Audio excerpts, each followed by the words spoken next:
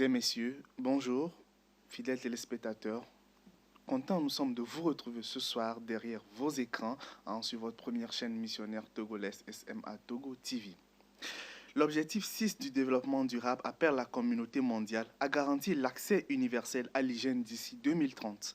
L'hygiène des mains en fait partie intégrante. Pourtant, dans bien des milieux, l'accès à des installations permettant de se laver les mains et l'appui au comportement requis en la matière en font défaut, et ce selon l'Organisation mondiale de la santé. Toujours selon l'Organisation mondiale de la santé, dans une publication en 2022, 3 personnes sur 10, soit 2,3 milliards de personnes dans le monde entier, ne disposent pas d'installation pourvues d'eau et de savon pour se laver les mains à domicile, alors que le lavage des mains à domicile permet de prévenir des maladies et évite également la propagation des maladies infectieuses, parmi lesquelles nous avons les maladies des mains sales. Parmi les maladies des mains sales, nous avons le choléra qui fait forte recrudescence en Afrique et depuis 2021. 1 milliard de personnes dans 43 pays africains sont atteints et actuellement il fait rage en Afrique du Sud. Les maladies des mains sales, qu'est-ce que c'est? Comment les contractons? Quels sont les traitements préventifs et curatifs? Ce sont les questions autour desquelles nous allons débattre ce soir avec notre invité du jour, médecin généraliste, Dr Ahmendi Kotoko Madja. Bonsoir docteur. Bonsoir. J'espère que vous allez bien. Je me porte bien, En merci. tout cas, nous nous sommes retrouvés ce soir pour vous parler des maladies des mains sales, comment les prévenir et surtout apprendre une bonne technique de lavage des mains. Eh bien, docteur, j'essaie de définir un peu, de mettre les téléspectateurs dans le bain. Dites-nous un peu, c'est quoi les maladies des mains sales exactement? Ok, merci beaucoup, docteur. En ce qui concerne la définition de la maladie des mains sales, je vais aller simplement en disant que c'est toutes sortes de maladies qu'on contracte par une mauvaise hygiène des mains. Donc, que ce soit à travers l'eau qu'on boit, les aliments, les mains elles-mêmes. Donc, c'est tout ça qui constitue ce que nous appelons par les maladies des mains sales. En tout cas, que ce soit par l'eau que nous buvons, donc je dois alors m'attendre à laver les mains avant même de boire de l'eau. Exactement, c'est ce qu'il en En est. tout cas, vous commencez déjà à apprendre de nouvelles choses parce que même le simple fait de boire de l'eau en ayant des mains qui ne sont pas du tout propres peut vous faire contracter la maladie des mains sales. Alors, docteur, dites-nous, ces maladies des mains sales, je suppose qu'il en existe plusieurs. J'ai parlé uniquement que du choléra dans l'introduction, mais essayez de nous débriefer un peu quels sont les autres types de maladies des mains sales. Ok, merci beaucoup. Quand on veut parler des différents types des maladies des mains sales, on peut essayer de les catégoriser en disant, premièrement, on peut énoncer les différents types selon l'agent pathogène, c'est-à-dire le microbe qui entraîne la maladie. Et si on va dans ce sens, on distingue les maladies des mains sales bactériennes, les maladies des mains sales à agents pathogènes virales. On a aussi les parasites et les champignons. Ça, c'est sur le premier plan, ce qu'on peut distinguer. Et on peut citer comme exemple le choléra, vous en avez parlé. Également, il y a la salmonellose, ce qu'on appelle communément la fièvre typhoïde. Il y a les parasitoses comme les amibiases, les ankylostomoses, ainsi de suite. Voilà. Maintenant, sur d'autres types, selon la manifestation clinique également, on peut en distinguer plusieurs types. Par exemple, les maladies des mains sales qui seront à manifestation digestive et d'autres également qui peuvent être respiratoires, par exemple. Donc, voilà à peu près les différents types de maladies des mains sales qu'on peut distinguer. Donc, retenir qu'il y a deux types de classification que vous venez de faire. Donc, la classification selon l'agent causal, n'est-ce pas? Où nous avons le choléra, où nous avons la fièvre typhoïde que nous appelons la salmonellose, les ankylostomoses, les amibiases, et ensuite la classification selon la région de prédilection de l'agent pathogène en quelque sorte. Donc si par exemple pour tel ou tel agent pathogène qui se retrouve dans les poumons, donc nous aurons la maladie des mains sales peut-être en manifestation pulmonaire, en manifestation digestive, neurologique, ainsi de suite. Peut-être une petite précision à ce niveau, ou plutôt un exemple très très récent qui est encore d'actualité. la maladie à COVID-19. Ça, Exactement. par exemple, ça peut être compté parmi les maladies des messages. Exactement, exactement. Les mesures barrières qui sont toujours d'actualité et de rigueur dans certaines situations, dans certains centres, voilà. La maladie à Covid-19 a laissé derrière elle, hein, si je peux le dire ainsi, par la grâce de Dieu, un grand héritage qui est le lavage des mains. Mais fort est de constater qu'il y a toujours certaines régions, nous l'avons dit dans l'introduction, qui ne disposent pas, hein, de matériel adéquat ou encore de détergent pour pouvoir se laver les mains d'une manière efficace.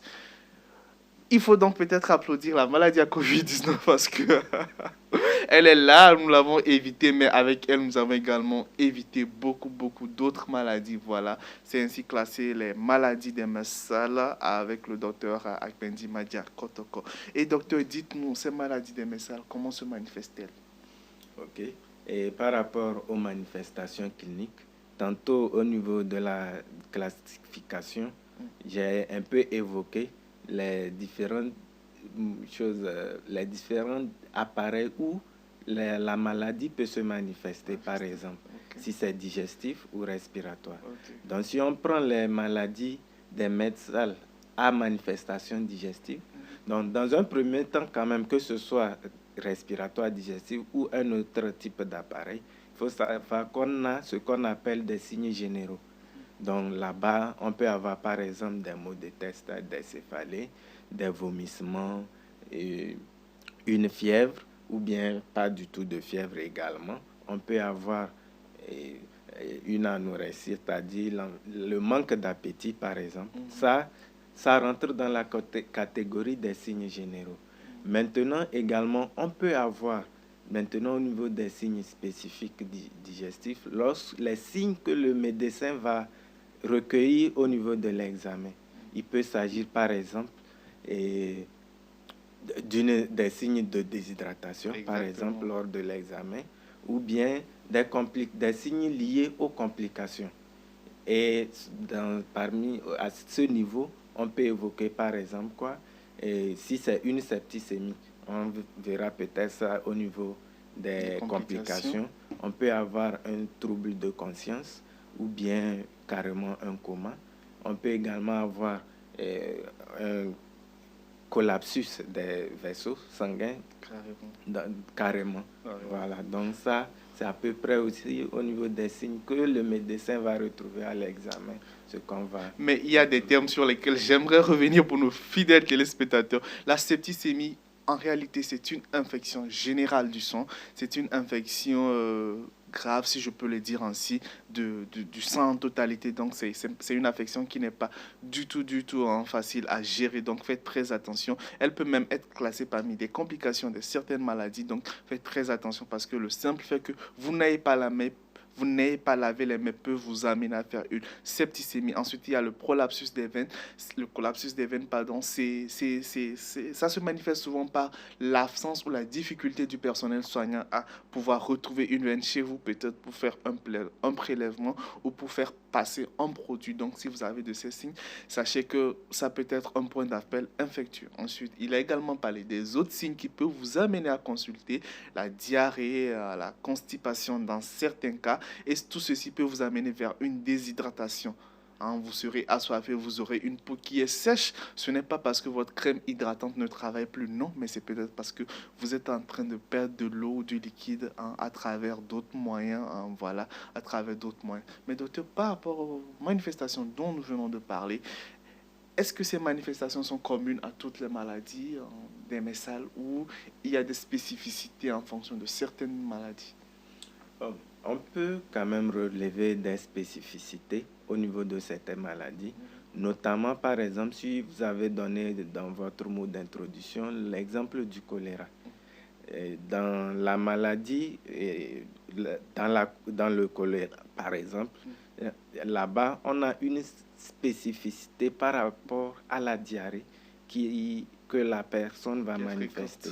Voilà. C'est là-bas essentiellement une diarrhée qu'on dit souvent profuse, c'est-à-dire c'est à peu près continuel. Ça sort comme de l'eau de robinet, voilà. Comme de l'eau de robinet. Et elle est fréquente et la personne se déshydrate rapidement. Ok. Et également, bon, et on peut avoir là-bas également une forte fièvre est liée à cette diarrhée, par exemple. Voilà. Ouais, ouais. En tout cas, ça, c'est la spécificité du choléra. Les autres maladies ont également leur spécificité, hein, notamment si je peux parler. Est-ce que l'amibias, la fièvre typhoïde également, la fièvre typhoïde dans laquelle je crois que la fièvre est en plateau. La fièvre typhoïde, ça, Oui. vous a mentionné cet exemple. Si on veut aller là-bas au niveau des signes spécifiques, il faut savoir que la fièvre typhoïde se manifeste sur plusieurs semaines. On peut stadifier ça en plusieurs semaines qu'on appelle les septénaires. Mais même sans rentrer dans les détails, au niveau des signes généraux, il y a quand même des spécificités. Par exemple, on aura à la fois les céphalées, les maux de tête, on aura une insomnie, particulièrement au niveau de la fièvre typhoïde, on remarque ça. On peut avoir également la fièvre qui est souvent, comme vous l'avez dit, en plateau, et également les vertiges. Voilà. Ça, généralement, dans la fièvre typhoïde, c'est ce qu'on a associé maintenant aux manifestations digestives comme les vomissements, les douleurs abdominales et puis la diarrhée qui est là également. Qui sont prédominantes, je précise, hein, dans la salmonellose, les signes digestifs sont les plus prédominants. Voilà, ce sont eux qui font surface dès les premiers jours. C'est eux qui attirent votre attention sur la localisation digestive de votre agent pathogène.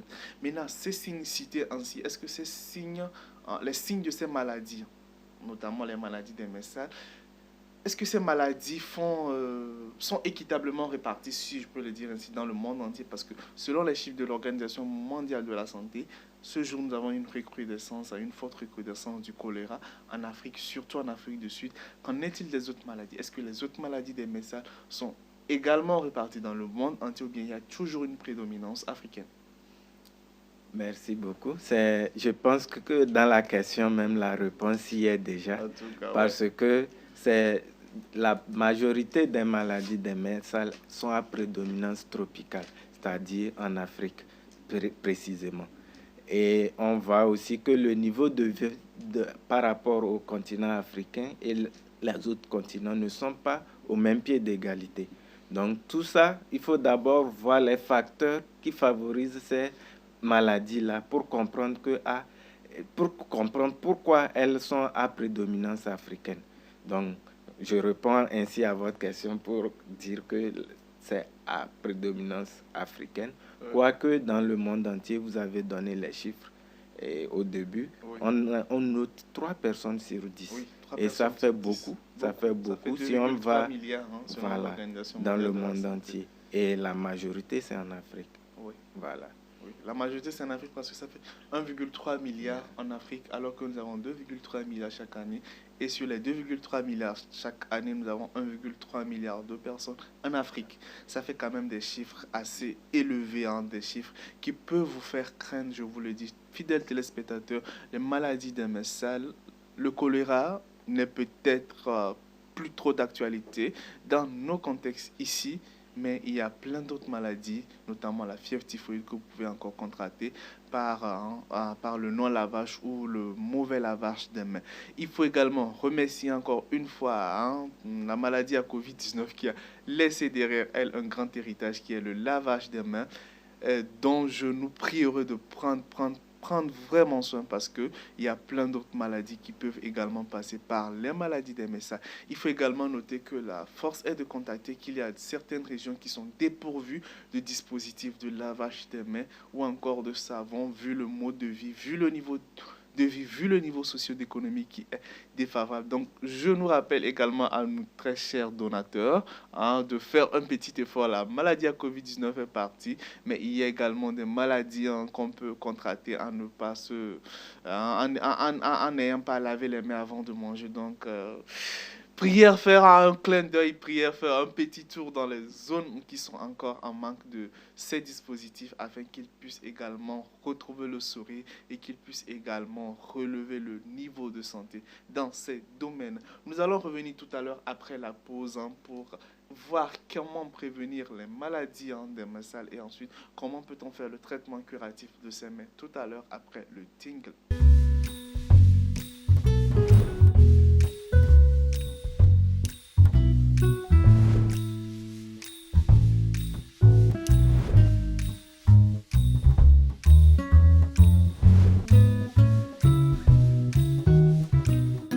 Merci de nous retrouver dans cette seconde partie de votre émission de santé Carrefour de la santé.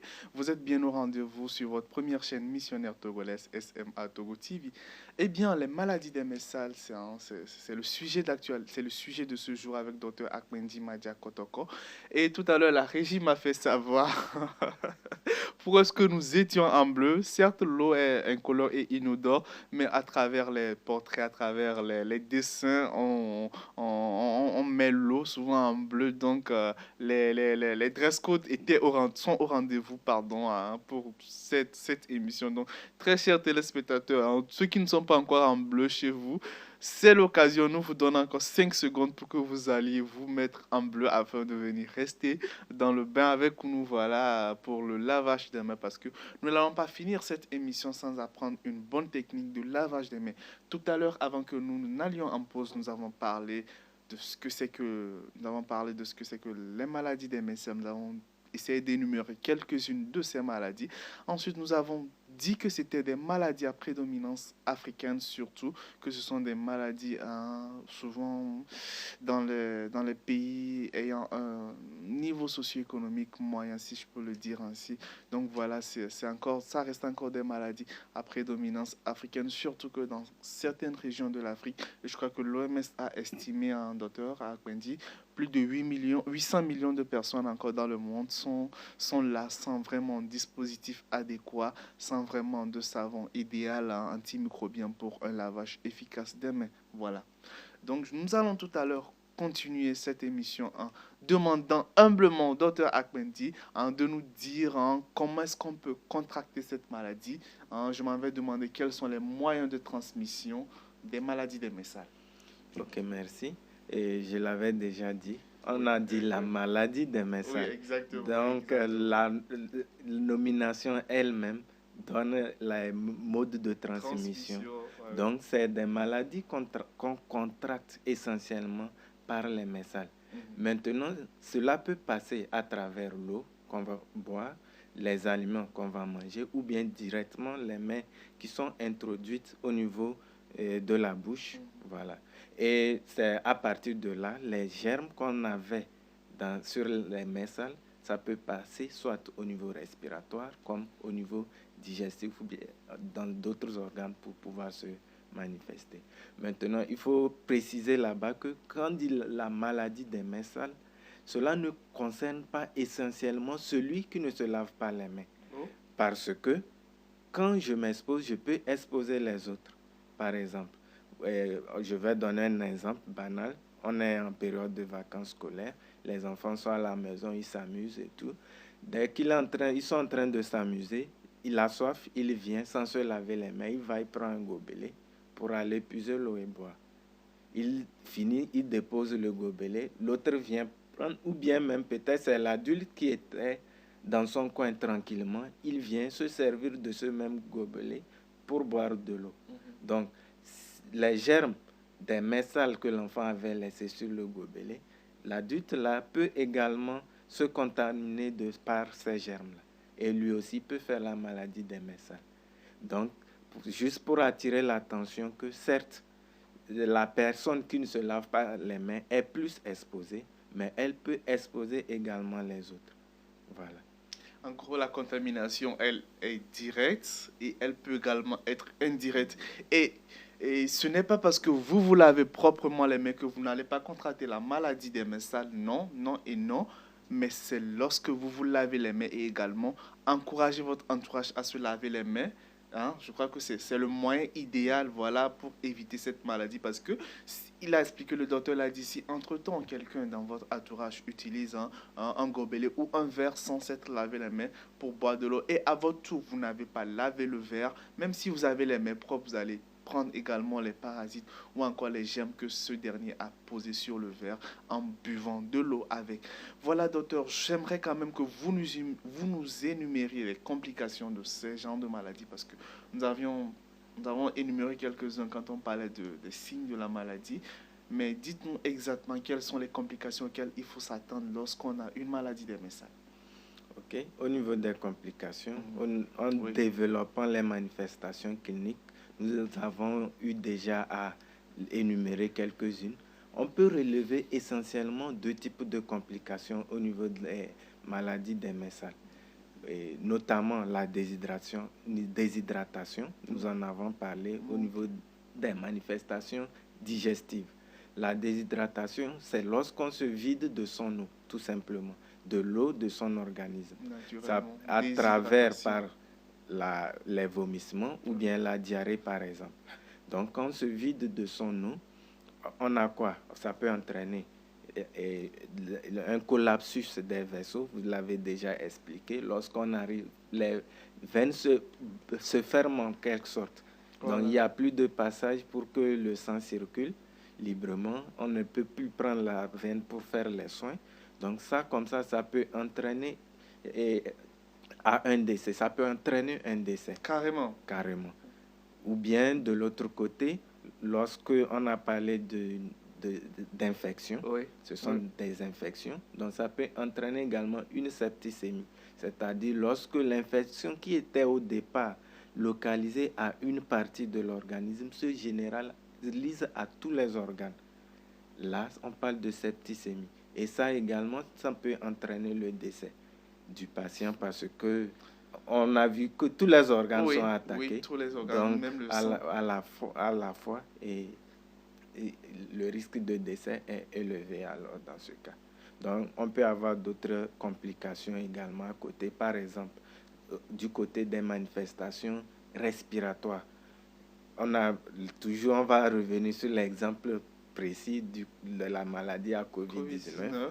On a vu que les patients ne mouraient pas à cause de la maladie directement, mais à cause des complications respiratoires, comme une détresse respiratoire sévère, où le patient n'a plus, c'est comme si on lui privait totalement de son oxygène. Donc ça aussi, ça peut être un type de complication au niveau de la maladie des mains sales. Donc tout dépend en fait des manifestations que nous avons.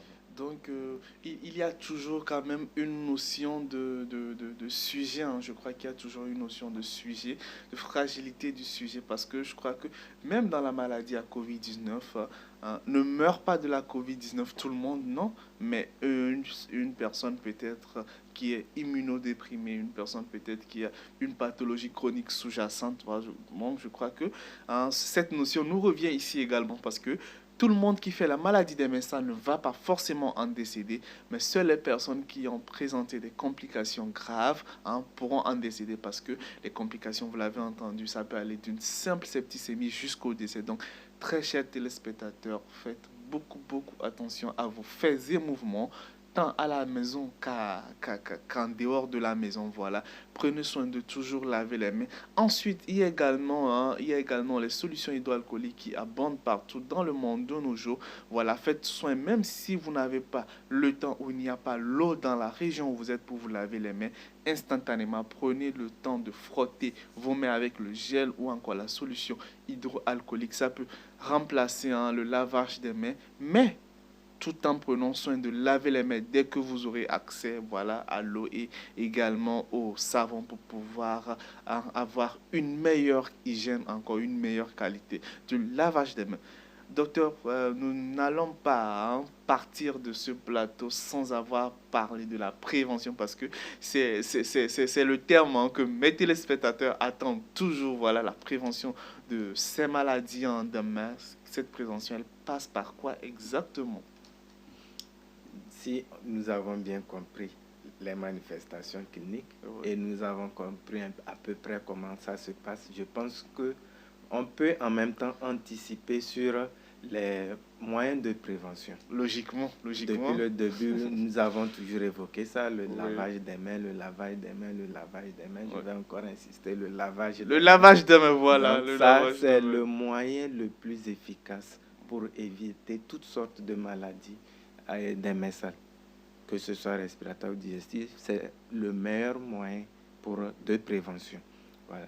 Maintenant, à côté, on peut avoir des solutions de substitution comme les solutions hydroalcooliques. Lorsqu'on n'a pas directement accès à l'eau, ou bien, peut-être, par exemple, je donne l'exemple du personnel soignant. il est en train de faire les soins, il y a beaucoup de patients, il ne peut pas après chaque malade aller pour se laver les mains et revenir, ainsi de suite. Donc, il peut, d'une façon intermédiaire, utiliser les solutions hydroalcooliques ou bien les gels hydroalcooliques un temps avant, peut-être après 5 ou 6 patients, d'aller se laver correctement les mains et revenir continuer toujours son travail. Donc ça, je l'ai dit, c'est le principal moyen de prévention. Mais également, comme on l'a dit, ça regroupe principalement et globalement toutes les mesures d'hygiène, toutes les mesures d'hygiène plutôt. Et cela concerne également, nous avons dit, le soin qu'on donne aux différents outils domestiques, par exemple, les verres, les gobelets et autres. On a donné cet exemple. Donc, au-delà de se laver les mains, il faut prendre soin également des accessoires qui sont autour. Voilà. Et amener surtout, vous l'avez dit, les autres, les proches, à également se laver les mains. Cela nous permettrait d'éviter énormément les maladies des mains. Voilà, la prévention, elle passe par un carrefour capital, un grand carrefour comme carrefour de la santé. Ce carrefour, c'est le lavage des mains. Le lavage et encore le lavage des mains. Ce lavage peut être fait avec de l'eau et du savon ou encore avec les solutions hydroalcooliques entre 2 ou 3 lavages. Donc, prenez soin sur vous de toujours avoir avec vous. La maladie à Covid-19 est partie, mais les autres maladies des mains sales ne sont pas encore parties. Voilà, prenez soin de toujours avoir avec vous votre petit flacon de solution hydroalcoolique ou encore de gel hydroalcoolique. Il y a un fait qui peut paraître anodin, docteur, mais j'aimerais que vous nous donniez également votre avis dessus.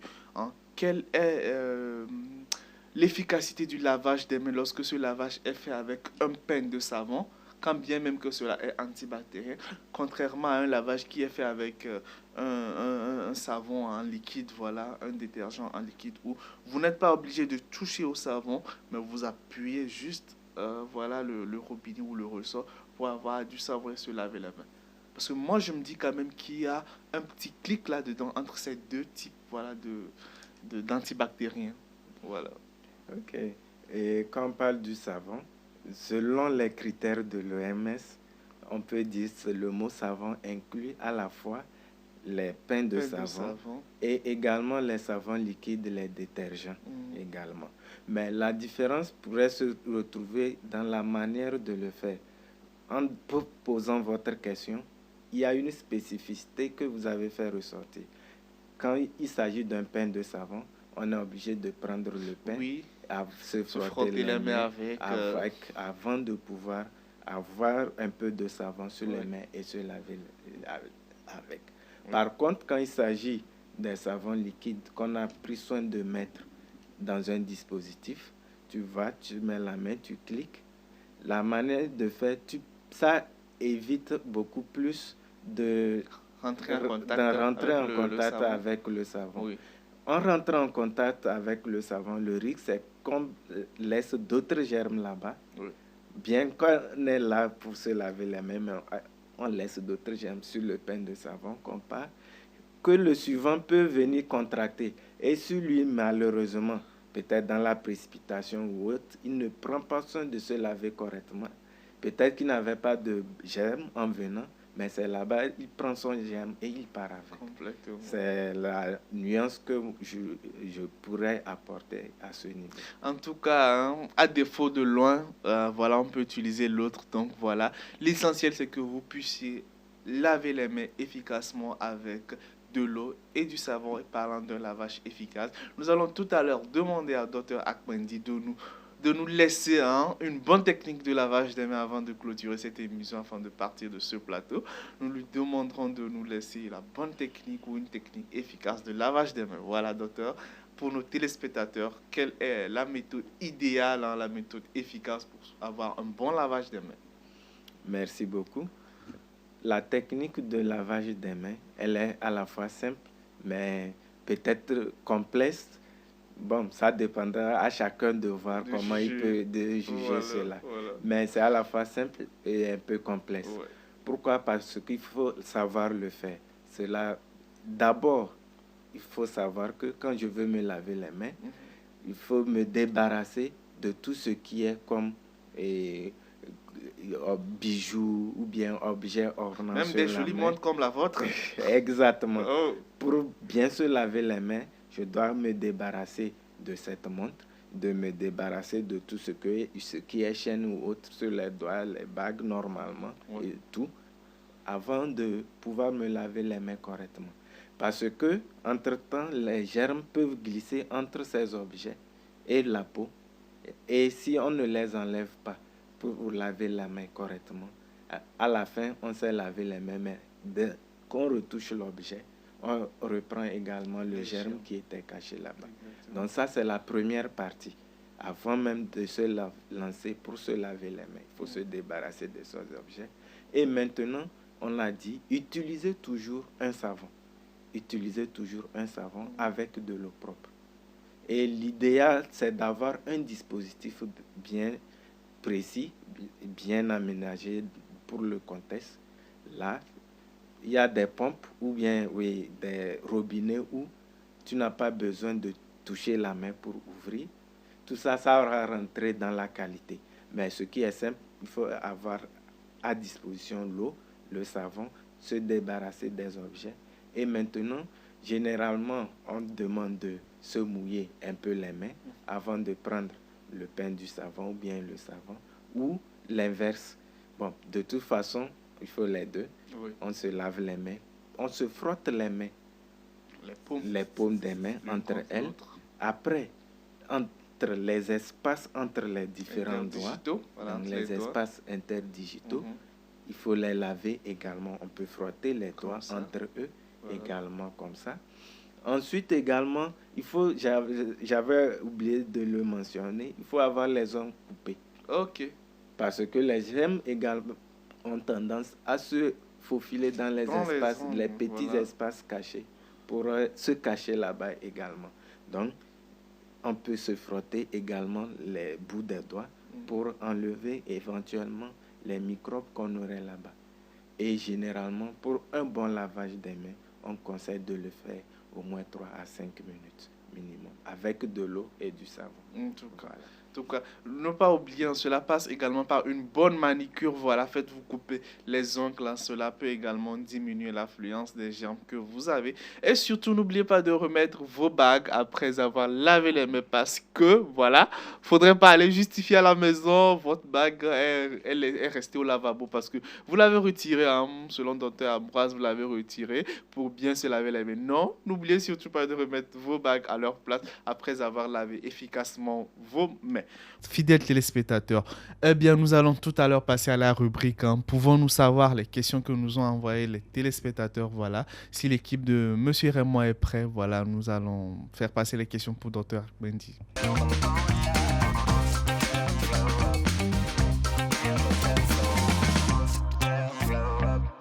Alors, bonjour docteur, j'espère que vous allez bien. J'adore bien ce que vous faites pour nous. Merci beaucoup, merci pour tout. Et le thème de cette semaine est encore plus intéressant. Alors docteur, j'ai une question pour vous. Et j'aimerais savoir quelles sont les maladies qu'on classe dans la maladie des mains sales. Ce sont quel type de maladies? Voilà, merci docteur. Bonne émission à vous. Et sa question, c'était de savoir quelles sont les maladies classées parmi les maladies des mains. Je crois qu'on en a parlé, mais bon, voilà. Faites-lui plaisir voilà, en répondant. Donc, comme nous l'avions déjà dit, au niveau des maladies des mains sales, on peut classer selon différents types, que ce soit l'agent pathogène, c'est-à-dire le microbe qui cause la maladie. Là-bas, on a les maladies bactériennes, virales, parasitaires ou bien même causées par des champignons. Et nous avons donné notamment l'exemple du choléra, de la fièvre typhoïde ou salmonellose, des amibiases, ainsi de suite. Et on peut également avoir des maladies des mains sales respiratoires ou bien digestives. Parfois, mais on peut avoir aussi, dans certains cas, des complications bien cérébrales. Mais ça, c'est au niveau des complications. Pareil. Deux types de maladies des mains sales. Voilà, les maladies classées selon l'agent pathogène causal. Ensuite, il y a les maladies classées également selon la zone de prédilection, la zone d'hébergement de l'agent causal. La question suivante, s'il vous plaît. Bonjour, docteur. Alors, j'ai vraiment, vraiment beaucoup aimé le thème que vous avez annoncé cette semaine par rapport à la maladie des mains sales. Cependant, j'ai une petite inquiétude et j'aimerais bien savoir, est-ce que cette maladie touche tant les sujets âgés que les sujets jeunes? Merci beaucoup. En tout cas, ça nous fait plaisir, plaisir, plaisir hein, de savoir que vous êtes toujours avec nous, de savoir que vous nous suivez partout où vous êtes hein, sur nos différentes pages Facebook, YouTube, SMA Togo TV. Eh bien, docteur, je crois que sa question, c'est vrai qu'on n'en a pas vraiment parlé, on n'a pas spécifié, voilà, ces genres de maladies chez les personnes âgées et les personnes, voilà, les enfants. Mais néanmoins, je crois que ce serait bien quand même qu'on ait quand même un élément de réponse à sa question. Je pense quand même peut-être c'est à cause de ça, il y a la rubrique question pour nous amener à revenir sur certains points qu'on aurait oubliés. Exactement, Donc, exactement. et la question est vraiment pertinente. Est-ce que la maladie des mains sales touche autant les sujets jeunes que les sujets âgés? Je disais effectivement oui, ça touche autant les sujets jeunes que les sujets âgés. Mais là encore, quand on veut aller au niveau des complications ou bien des manifestations cliniques, il faut préciser que les enfants et les sujets âgés sont beaucoup plus exposés aux complications ou bien aux manifestations sévères des maladies des mains sales. Donc, cela fait que les personnes âgées et les enfants doivent être notamment beaucoup plus protégés, amenés à être protégés contre ces maladies-là. Nous avons parlé par exemple de la déshydratation. La déshydratation chez un enfant ou bien chez un sujet âgé ne sera pas de la même du même degré de sévérité que chez un sujet jeune comme vous et moi par exemple. Voilà. En tout cas, je crois même que c'est en cela que nous avons parlé de notion de sujet, voilà, de sujet à risque, voilà, parce que plus la personne elle est fragile, plus la personne fera facilement les complications. Nous avons pris comme exemple la maladie à Covid-19. Les gens ne décédaient pas parce qu'ils ont eu vraiment cette maladie, mais parce qu'ils faisaient souvent des complications. Donc voilà, je crois que la réponse y est, voilà. Elle n'est pas vraiment, si les manifestations ne sont pas vraiment pareilles chez le sujet que chez le sujet enfant. Mais après tout, hein, après tout, cela dépend également du terrain, voilà, que la personne soit immunodéprimée ou immunocompétent. Voilà, je crois que hein, la réponse y est. Voilà, donc je crois que, hein, docteur, merci beaucoup. Merci pour être passé vraiment dans nos murs. C'est un plaisir toujours de vous recevoir. Nous espérons vous revoir très très bientôt. Voilà. Voilà, docteur, hein, nous sommes arrivés à la fin de ce nouveau numéro, hein, de ce numéro de Carrefour de la Santé. Un petit mot de fin pour nos téléspectateurs, voilà. Euh, Pour résumer tout, nous avons parlé de la maladie des mains sales. Et pour quitter ici, le mot de fin que je peux laisser, c'est le lavage des mains. Apprenons à nous laver correctement les mains et surtout faisons-le correctement pour éviter les maladies des mains sales. Merci. Apprenons à nous laver les mains, apprenons également notre entourage à bien se laver les mains. Cela fait partie des moyens de prévention et cela évite également la propagation de plein d'autres maladies infectieuses. Voilà, ainsi vous pourrez également contribuer à sauver des vies depuis chez vous. Un plaisir pour nous que vous soyez restés avec nous jusqu'à la fin de votre numéro. En tout cas, restez connectés à votre première chaîne missionnaire togolaise pour la suite de nos programmes. Bonsoir chez vous. Bye bye.